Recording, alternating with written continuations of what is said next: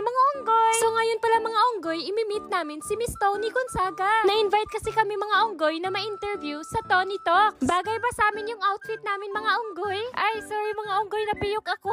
Hindi, nabibiyo ka na dyan. Ako na lang. Wag na, boses lalaki ka eh. Ayan na mga unggoy, andito na kami sa studio ni Miss Tony. Sobrang saya namin mga unggoy. Kasi dahil dito mga unggoy, mas makikilala nyo kami at malalaman nyo kung gaano kahirap ang mga pinagdaanan namin. Kaya sa mga bashers namin dyan, panoorin nyo na lang yan. Baka naman sakaling makonsensya din kayo. Kung hindi, edi wow! Kaya mga unggoy, panoorin nyo na yung interview namin sa YouTube, sa Tony Talk. Ayan mga unggoy, nakauwi na kami. Magre-remove lang kami ng makeup mga unggoy. At ayan na nga mga unggoy, maghihilamos na kami gamit itong Prestige International Niacinamide Soap. Ang ganda ng sabon na to mga unggoy kasi nakaka-hydrate siya and nakaka-lighten ng skin. Kaya mga unggoy, try nyo na din to.